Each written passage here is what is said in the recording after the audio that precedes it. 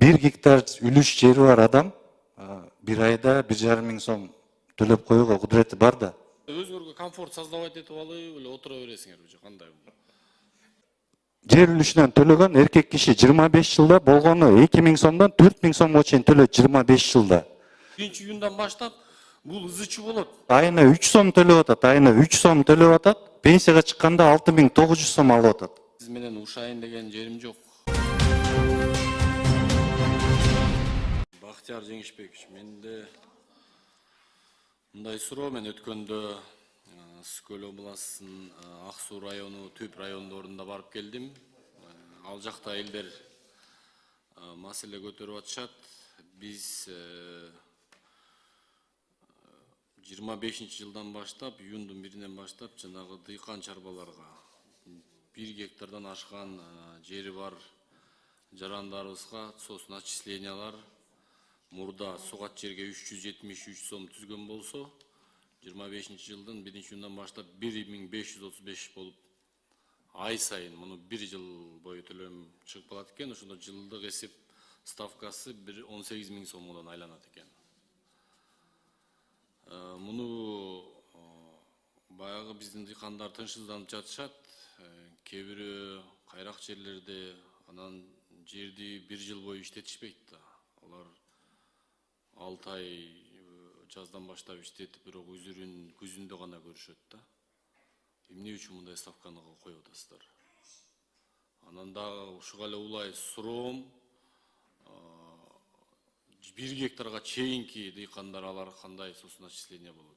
Мурда алар болсо жылына 300 сомдон, 200 канча сомдон болчу экен. Эми алардыкын вообще алып салыпсыңар да. Алар пенсияга чыкпайбы деген маселе. Элибиздин көпчүлүгү дыйкандар, дыйканчылык менен алектенет да.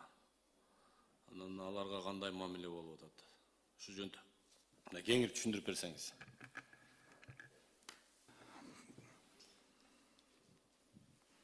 Жанак Султанович, бул боюнча былтыр камсыздандыруу төгүмдөрүнүн тарифтери боюнча мыйзамга өзгөртүү киргизилген. Бул өзгөртүүнүн негизинде ушул сумма, сиз айткан суммалар киргизилген болчу тарифтерге. Ал эми бул 1 гектардан өйдө жери бар жарандарыбызга эгерде 1 гектар жериң болсо 1,5 миң сом соцфондко айына төлөйсүң деген ушул тариф киргизилген. Эгерде 1 гектарга чейинки жер үлүшү болсо, анда и так деле эч ким төлөбөйт да, келбейт соцфондко эч ким. Добровольнога чыгарып салганбыз. Эгерде эч ким келип төлөбөгөндөн кийин биз добровольнога чыгарып коюп да. Эч ким келбейт соцфондко, төлөбөйт. Силер төлөткүлө да иштегиле да ан үчүн. Карабайсыңарбы? Бул боюнча элдер иштеш керек да, чыгып барып, дыйкандар, биздин дыйкандар эмне кылсын анда? Пенсияга чыкпай эле койгула, силер жүрө бергиле деген. Дыйкандар пенсияга Бактияр Жеңишбекович, биз өзүбүз мамлекет, биз пенсионный куракка келгенде биз аларды биз гарантия берип атабыз да, мамлекет. Биз силерди пенсия менен камсыз кылабыз, шарт түзөбүз. Биз эми алар пенсионный возрастка келгенде камсыздашыбыз керек да пенсия мененчи. Туурабы? Биз мамлекет, биздин милдетибиз ошол да. Биз комфорт создавать этип беришибиз керек. Элибизге мындай кандай десек, жашоо шартты түзүп беришибиз керек да. Анда биздин пенсионерлердин баары бияктан чыгып барып, Россиядан гражданство алып, ошол жерден пенсияга чыгышсын. Россияда гражданство алып эле ошол жака пенсияга барсаң, аларга чыгарып берип атат. Карабайт алардын эмесинечи. А бизде мындай условия, сиздердин саясат мындай болот. Буга чейин биз азыр айтып атабыз, пропаганда кылып атабыз. Буга чейин өкмөт, мурдагы бийлик бизди мындай заблуждениеге алып келген экен, коррупциянын схемалары көп болгон, бюджетибиз өскөн эмес деп. Бүгүн профицит болуп келатабыз дагы, а бирок силердин кылган ишиңер туура эмес болуп атат да. Саясат туура эмес жакка кетип баратат. Биз пенсияга чыккандан кийин жанагы 1 гектардан ашкан дыйкандарыбызга силерге акчаңарды төлөсөңөр, пенсияга чыгасыңар, төлөбөсөңөр чыкпайсыңар деген маселени коюп атасыңар. Жанак Султанович, жооп берип коеюнбу? Жооп бериңиз. Бүгүнкү күндө мугалимдерди, врачтарды ала турган болсок, 20 миң сом айлык боло турган болсо, соцфондко айына 5,5 миң сом төлөшөт. 5,5 миң сом, 20 миң сом айлык менен ай сайын төлөшөт. 1 гектар үлүш жери бар адам 1 айда 1,5 миң сом төлөп коюуга кудурети бар да. Siz bir gektar жердин пайдасын билесизби? Бизде кайрак жерде, суу барбаган жерде. Бул жерде камсыздандыруу төгүмдөрү, биз жалпы камсыздандыруу төгүмдөрү түшүп атпайбы? Жер үлүшүнөн төлөгөн жарандарыбыздын төлөгөн суммалары жалпы бюджетибизден болгону 0,4% болуп атат. Жалпы бюджетибизденчи. Анан кайта пенсия төлөгөнгө келгенде жалпы бюджетибизден 40%-ын кайта төлөп берип атабыз да. Ошондо биз бул акчаны ошол медиктер төлөгөн каражаттардан, врачтар төлөгөн каражаттардан биз кайта тиги жарандарыбызга төлөп берип атабыз да. Соцфондчу бул жерде камсыздандыруу принцибин сакташ керек да соцфондчу. Ошон үчүн биз ушул жорлорго барып атабыз. Бүгүнкү күндө биз ташка алып атабыз. Мына пенсияга чыккан учурда биз автоматически ага бир айда 6900 сом төлөп берип атабыз. Ушул маселе болот да бүгүнкү күндө бизде. Мындай менде мындай сунуш да. Силер ушу дыйкан чарбалардыкын өзүнчө бир форматта кылып туруп пенсионный эмесин фондун түзбөйсүздөрбү? Бизде сиз билесиз 70% элибиз дыйканчылык менен алектенет да. Силер бул бюджетниктерге, ставкага мындай болот да биздин саясатчы эми биз акчаңды төлөсөң, сен көп төлөйт экен, сен көп пенсия аласың, сен жок экен, сен албайсың деген маселени койбош керекпиз да. Биз баарына бирдей шарт кылышыбыз керек да. Пенсионный возрастка келгенде баары тең пенсияга чыгыш керек. Биз камсыздандырып беришибиз керек. Ал акчаны сиз каяктан табасыз, элден табасызбы? Ал мамлекеттин өзүнүн саясаты. Биз бюджетти толтуруп атабыз, экономикабызды көтөрүшүбүз керек, иштешибиз керек. Ошого биз аракеттенишибиз керек. Анан сиз азыр мындай кылып турсуз да, 1 гектарга жетпеген дыйкандарды мындай таштап коюпсуз да. Аларга деле менин оюмча мына баарына бирдей эле бир тариф кылып, дыйкандарды деле бир мурун 200-300 сом төлөп турса, 10 эсе көбөйтүп койгула. Жылына бир 2000-3000 сомдон төлөп турсун мейли. Даже 5000 сомго чейин бир жылдык кылып койсок болот да. Аларды өзүнчө кылып туруп, фондду мындай бөлүп, өзүнчө категория кылып пенсияга чыгарсакпы деген ойдо. Жаныбек Султанович, бул боюнча добровольный уплата бар. Ал жарандарыбыз бүгүнкү күндө биз добровольно чыгардык. 1 гектарга чейин жериң болсо, соцфондко төлөбөй эле койсоң болот. Бирок добровольный уплата эгерде пенсияга чыгам десе, сиз айткандай жылына 2000 сом төлөп койсо болот. Бул стаж катары биз эсептеп алабыз. Мун добровольный эмес, сиздер милдет катары мындай иштебейсиздер. Азыр мына эч ким төлөбөйт, жүрө берет. Ал 60ка чыгат, 65ке болот пенсионный возрастка келгенде сиз айтасыз, сенде эчтеке стаж жок экен, добровольный төлөгүнүң дейт да. Ал ошо стажын толтуруш үчүн эмне 20-30 жылдык стаж төлөш керек. Анда кыйын болуп калат да. Туурабы? 60 000 төлөш керек болот атпайбы анда? Ага мындай возраст келгендечи 10 жылың эле 2000 сомдон эсептесең 20 стаж көбөйүп кетет. Ошон үчүн акча мен сиздерден суранат элем да, келгиле мону кайра карап көргүлө. 1-июндан баштап бул ызычы болот. Элдин баары көтөрүп атат. Мен мына 2 район кыдырып келдим, баары тынчсызданып атат. Биздечи 1 гектардан ашкан кайрак жердеги бүт баары тең суу барбаган жерде жайгашкан көпчүлүгү. Анан алар айтып атат, биз деген кандай биз 1 гектардан биз жаан чачын жакшы болсо бир 2 тонна будай алабыз. Болгону будай менен арпа себебиз дейт. Расходу 20 000 анын расход эле 20-30 000ге чейин чыгат. Баасы канча базарда? Будайыңдын баасы канча миң сом? 2 тонна сатылат, алат экен. Мынанда жаны сунуш иштеп чыгып карайланда, жер үлүшүнө байлабайланда, жер үлүшүнө байлабай бир сумманы монча төлөсөң жылына пенсияга чыгасың деген бир сумманы иштеп чыгаланда. Жок, ошо дыйкан фермерлерге бир өзүнчө бир механизм иштеп чыкпайлыбы? Ошону карабайсыздарбы? Макул карап сунуш берели. Өзүнчө коэффициент, өзүнчө мындай фонд кылыпчы аларга. Карап чыгалы, анан сиздер мында добровольный кылып коюпсуздар, анан келип төлөбөгөндөргө пенсионный пособие деп да койгонсузбу? Ушундай дагы бир маселеңер бар экен. Ал туура эмес да. Ал пенсионный пособие илгери Союз убагында кандай кишилерге каралган билесиз да. Түрмөдө өмүр бою отуруп келип, камалып келип, чыгып жолсо өмүр жоголуп кетип, кийин пайда болуп, пенсионный возрастка келгенде мамлекет макул ладно деп пенсионный пособияларды берип койчу да. Андай мамиле кылбашыбыз керек да. Биздин жарандар, биз мамлекет, эл бар. Жаныбек Султанович, бул жерде камсыздандыруу принцибин кармашыбыз керек болуп атат да. Биз камсыздандыруу принцибин кармабасак, биз ошол эле врачтардан, медиктерден алып атабыз да, тиги жарандарга төлөп берип атабыз биз каражаттарды. Биз ошону Сиз баардыгын тең карап атпайсызбы? Баардыгын тең карап атабыз. Медиктердикиндей же врачтардыкындай ставка койгон жокпуз. Ошо минимальный ставка коюп атабыз. Жок, минимальный ставка кантип болсун деп сиз Және ойлойсуңуз? 20 миң сом. Және Султанович, жерде эң чоң маселечи маалымат жетпей атат да ушу биздин дыйкандаргачы. Маалымат жетпей атат. Ушу маалыматты жеткизсеңер, дыйкан деле төлөйт акчасынчы. Туура айтып атат. Ким эле пенсиясын ойлонбосун. Ошо маалымат жетпеген үчүнчү, мамлекет милдеттүү түрдө пенсия төлөп берет деп коюп жүрүшөт да. Турмуш өзгөргөнү менен эч ким иши жок болот да. Кечиресиз жана Султанович. Жарайт. Туура, Баксынович, мындай болуп атат да, булар деген баягы 1 гектардан ашык деп жерлерди. Азыр бул боюнча өтө суроо көп болуп атат. Баары тең 1,5 миң сомдон биз кантип төлөйбүз деп атат да эми. Ал 1 жылда 18 миңге чыгып атат. Алган түшүмү, пайдасы, аныкы жылына болгону 20 миң сом. Анда ал жерди иштеттин эмне кереги бар? Анда жерди өткөзүп берип сатыш керек болот баягы. Бул дыйкан чарбаларга бир өзүнчө тарифтерди карап, өзүнчө пенсионный фондду ойлонуп чыгыш керек. Бактияр Жеңишбекович, бул 1-июндан баштап сиз көрөсүз, бул проблема жаратат. Элдин баары тынчсызданат. Мен мына атайын барып, эл менен жолугуп келдим. Бүт райондо, бүт айылда ушул вопросту көтөрүп атышат.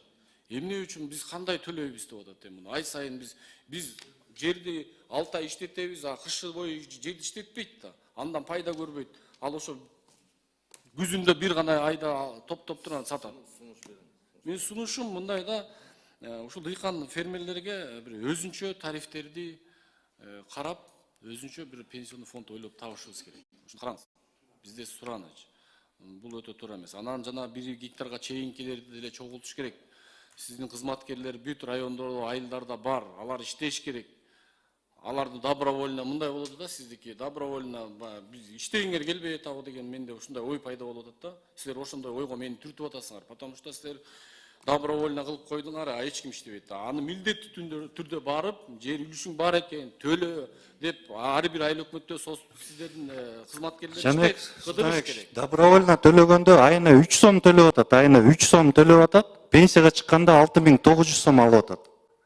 Сиз аны тарифти көтөрбөйсүзбү анда? Тарифти көтөргөндө айтып добровольнога чыгардык. Добровольно пенсиясы көбүрөөк болгусу келсе, добровольно 2000 сом, 3000 сом жылына төлөсүн, ал мыйзам жол берет.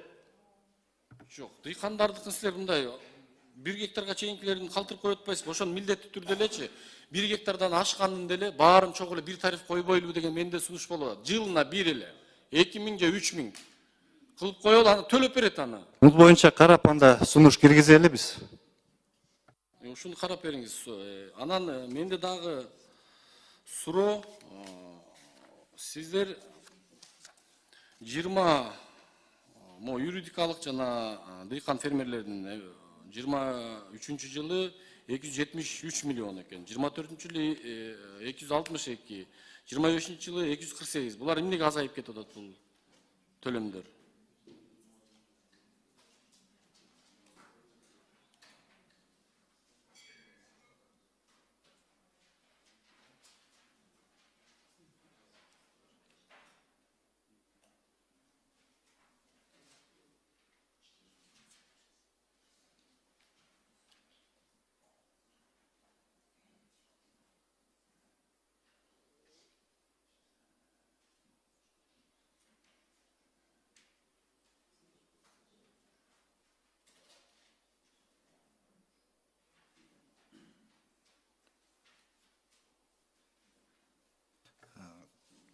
Бул жерде бизде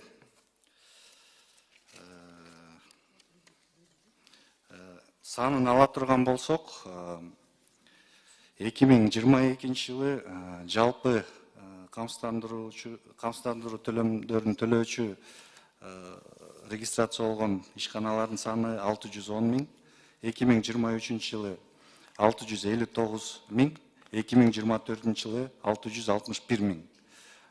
Иштеп жаткан жарандар боюнча ала турган болсок, бизнес үчүн тарифти фермер чарбалардын камсыздандыруу төгүмдөрү боюнча сурап атам да. Фермер чарбалары бул жерде чарба пенсионерлерге оформлен болсо, пенсионер пенсияга чыккандан кийин соцфондко төлөбөйт. Жок. Төгүмдөр 23-жылы 273 миллион, 24-жылы 262 миллион, 24-жылы 248 миллион. Эмне үчүн азайып кетип атат жылдан жылга?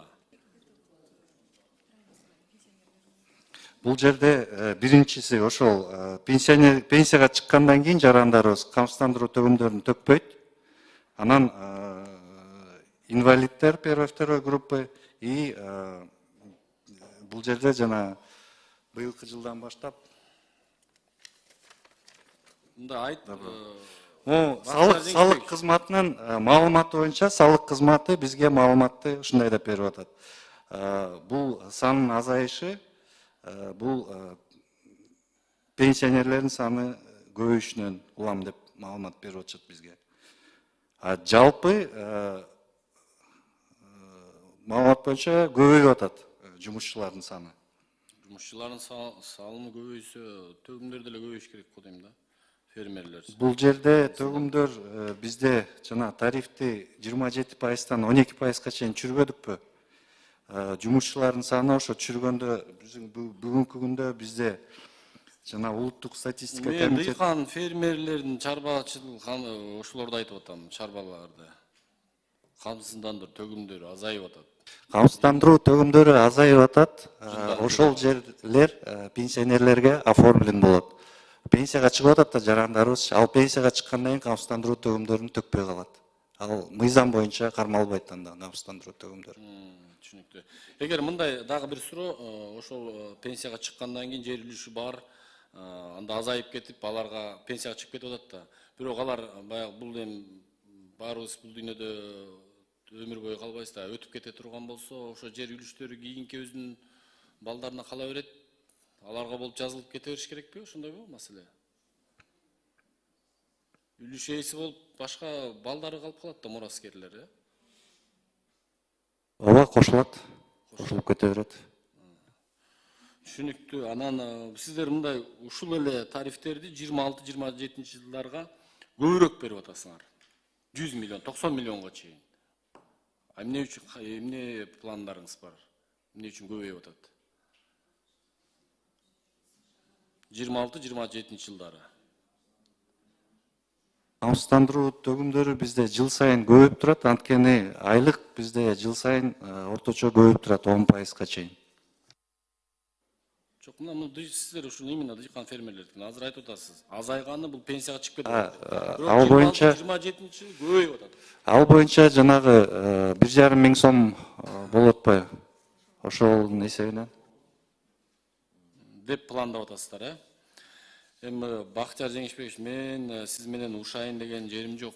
Мен дагы эл менен жолугуп келип атам. Мен дагы эл мага ушундай талапты коюп атат. Бул туура эмес саясат деп.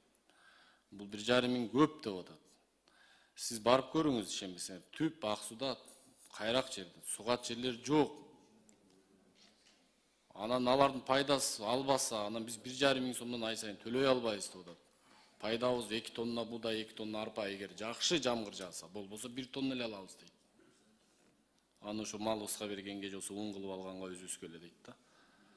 Анан бул дагы ушуну давайте бир башкача бир форматта ойлонуп иштеп чыгыңызчы, сураныч. Элге түшүндүрүп берели, 1-июндан баштап ызычуу болот, ошон үчүн жанагы 1 гектарга чейинки дыйкандарды дагы камтыйлы, баарын милдеттүү түрдө бир тарифти коелу.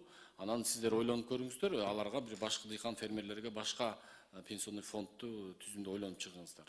Ошентип иштеп чыгалы, бир 2 миң сом, 3 миң сомдон коелу, жылына кылыпчы. Ошондо туураараак болот да. Рахмат. Рахмат, Жаныбек Султанович, кезектеги сөз. Так. Примов Улан Бердубаевич, сизде. Рахмат, Бактыгүл Үсенович, саламатсыздарбы, урматтуу депутаттар. Менде суроо деле эмес, Бактыгүл Үсенович.